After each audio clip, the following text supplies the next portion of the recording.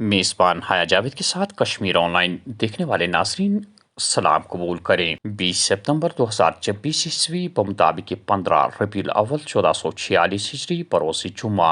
डालते हैं आज के खबरनामे पे एक नज़र। कल वजीर अजम नरेंद्र मोदी सिक्योरिटी के कड़े इंतजाम के बीच वादी वारिद हुए और शेर कश्मीर स्टेडियम में लोगों के एक बड़े इज्तिमा से खिताब किया। इस मौके पर वजीर अजम नरेंद्र मोदी ने अपने खिताब के दौरान कहा कि मेरा मिशन जम्मू कश्मीर को अब्दुल्ला मुफ्ती और गांधी खानदानों के सियासी जागीर से मुकम्मल आज़ादी दिलाना है। इन जमातों ने कई दहाइयों तक जम्मू कश्मीर को बर्बाद किया। गुज़श्ता 35 सालों में कश्मीर 3000 दिन तक बंद रहा। पहले मरहला में वोटरों की बड़ी तादाद ने जम्मू कश्मीर की तारीख में नया बाब लिखा है। जम्मू कश्मीर को रियासत का दर्जा बहाल किया जाएगा, ये हमारा वादा है और सिर्फ बीजेपी करेगी। वजीर अजम नरेंद्र मोदी। बीजेपी जो कहती है वो 100% पूरा करती है। हमने देश की संसद में कहा है कि जम्मू कश्मीर फिर से स्टेट बनेगा और बीजेपी ही इस कमिटमेंट को पूरा करेगी। लिहाजा मेरी आपसे अपील है, 25 सितंबर को वोटिंग के सारे रिकॉर्ड टूटने चाहिए। सारे रिकॉर्ड तोड़ोगे ना, भारी मतदान करोगे ना, इतिहास में नाम दर्ज कराओगे ना, आप बीजेपी को जरूर मौका दें। बीजेपी के कैंडिडेट जमहूरियत के लिए, अमन के लिए, खुशहाली के लिए आपके बीच में है। जो उम्मीदवार है उनसे मेरी प्रार्थना है जरा आगे आ जाए, जो चुनाव लड़ रहे हैं।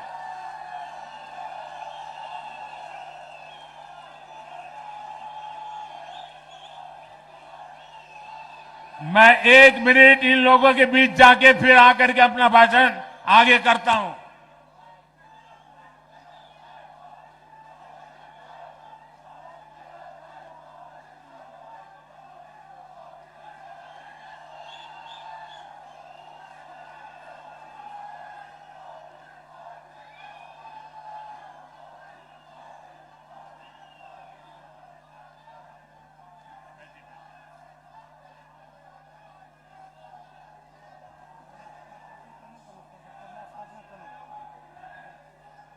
साथियों, आप यहां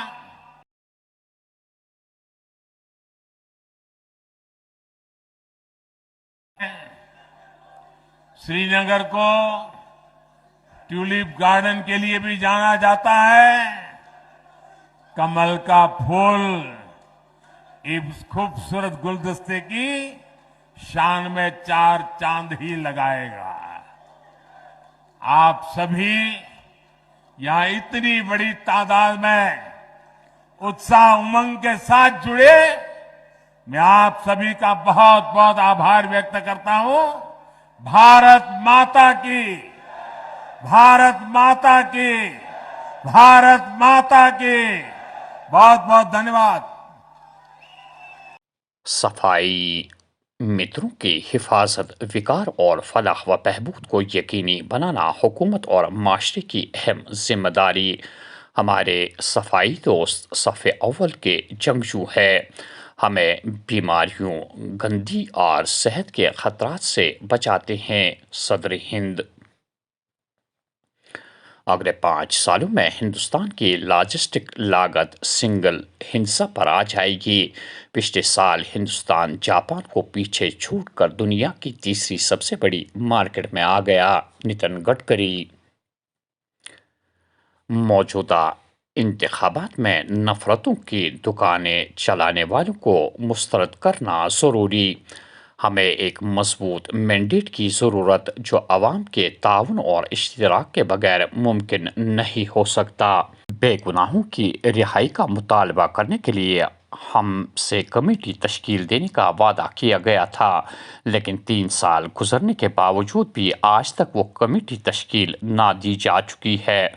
उसके बरक्स रशीद इंजीनियर जो पाकिस्तान से पैसे लाता था को अबूरी जमानत देकर नेशनल कॉन्फ्रेंस और कांग्रेस को इलेक्शन में नाकाम करने के लिए रिहाई दी गई।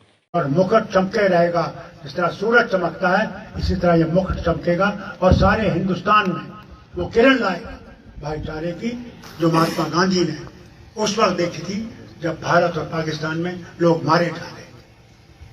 आपसे कहता हूँ इंशाअल्लाह ये जो कहते हैं ना 10 साल हुकूमत की ना, मुझे ये बताइए किस पंडित को ये ले गए जम्मू कश्मीर, किस पंडित को? मनमोहन सिंह की हुकूमत थी, मेरे भाई बेटे की हुकूमत थी, यहाँ 3000 बच्चों को बच्चियों को नौकरी दी कश्मीर में अपने घरों में, और उस नौकरी को ये कहा कि हो सकता है इससे इनके खानदान वापस आ जाएंगे, ये घर लौट आएंगे और आहिस्ता आहिस्ता फिर से आबाद हो जाएगा। मगर क्या हुआ, इनके राज में जब इनको वहां टारगेट किया गया, रातों रात भागे जनाब, रातों रात वापस आ गए जम्मू में। क्या इनको वापस आएंगे? जो इनको नहीं वापस ला सकते जनाब, तो फिर किसको ये कह रहे हैं? किसके सामने झूठ बोल रहे हैं? मुझसे कहा जब मैं गया और हमारे सारे साथी लीडर पार्टियों के गए, आज से 2-3 साल पहले घर बुलाया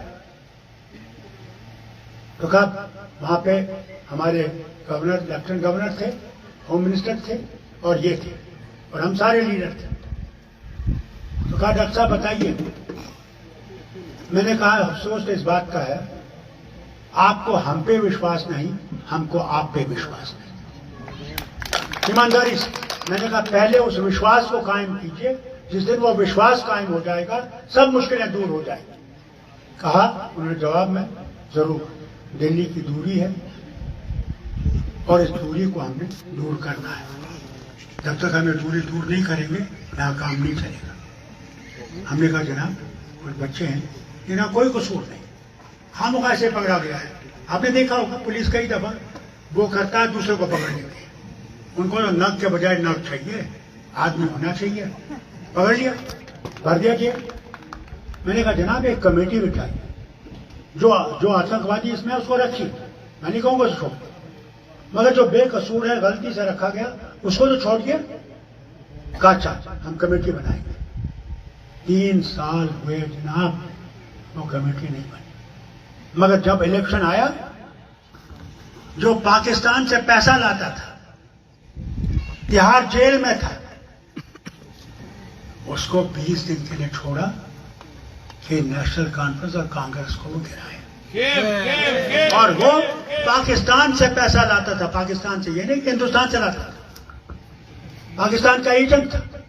आज इनका एजेंट बना है और हमें कहते हैं हम पाकिस्तानी हैं। अरे भैया मुझे तो दिखता है तुम लोग पाकिस्तानी बैठे हो दिल्ली में हुकूमत कर रहे हो, तुम हिंदुस्तानी नहीं हो, तुम्हारी सोच हिंदुस्तान के लिए नहीं है, तुम्हारी सोच सिर्फ अपने लिए है।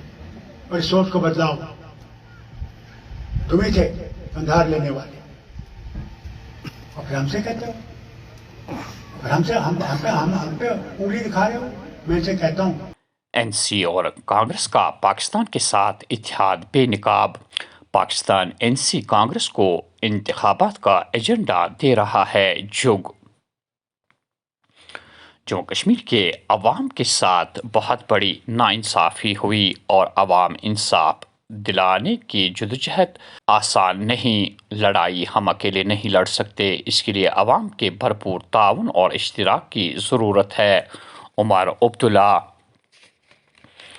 कश्मीर के पहले मुसलमान IAS ऑफिसर मोहम्मद शफी पंडित 80 साल की उम्र में इंतकाल कर गए। लेफ्टिनेंट गवर्नर समेत दीगर सियासी लीडरान की जानिब से इजहार गम। मुफ्ती सईद को 50 साल कांग्रेस पार्टी को बनाने में लगे। हाथ मिला के कांग्रेस और नेशनल कॉन्फ्रेंस ने 1987 में इलेक्शन में धांधलियां करके नौजवानों की कब्रें खोदवाई और नौजवानों को बंदूक उठाने पर मजबूर कर दिया। और ना जाने अब ये लोग मिलकर क्या करने वाले हैं। महबूबा मुफ्ती का बयान। मुफ्ती साहब ने बहुत कोशिश की, 50 साल कांग्रेस को खड़ा किया, कांग्रेस खड़ी होगी। फारूक साहब ने उमर से ये राजीव जी के साथ हाथ मिलाया और कांग्रेस को जेब में डाल दिया। फिर अपोजिशन खाली, फिर आपस में हाथ मिला के क्या दिया जम्मू कश्मीर के लोगों को? एक फांसी दे दी, मैं उसका नाम नहीं लेना चाहती, किसको भी जानते हैं। हाँ, उसके बाद 87 में इलेक्शन में इतनी धांधलियां की इन दोनों जमातों ने मिलके कि आज तक जम्मू कश्मीर के लोग अपने नौजवानों की कब्रें खोद रहे हैं। क्योंकि नौजवान गया, उसने बंदूक उठाई और 2008 में फिर ये दो लोग मिल गए और फिर एक कश्मीरी को फांसी दी। जब ये अब मुझे नहीं मालूम आज फिर मिल रहे हैं, ये क्या करने वाले हैं। मगर मैं आपको बताना चाहती हूँ, जम्मू कश्मीर में जो भी सेकुलर सरकार बनेगी वो पीडीपी के बगैर नहीं बनेगी, आप इसको लिख लो। और आखिर में ये खबर कि हीरपुरा शुपैया में अचानक पुल गिराने से लोगों को मुश्किलात।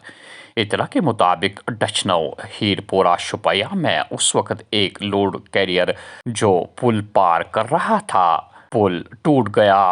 लोगों का इंतजाम है कि नाकिस मटीरियल पुल की तामीर में इस्तेमाल करने से यह पुल टूट गया। लोगों ने फौरी तौर पुल तामीर करने पर हुक्काम को जोर दिया। नाज़रीन, ये था आज का खबरनामा। दीजिए मेज़बान हया जावेद को इजाज़त। अल्लाह हाफ़िज़ नासिर।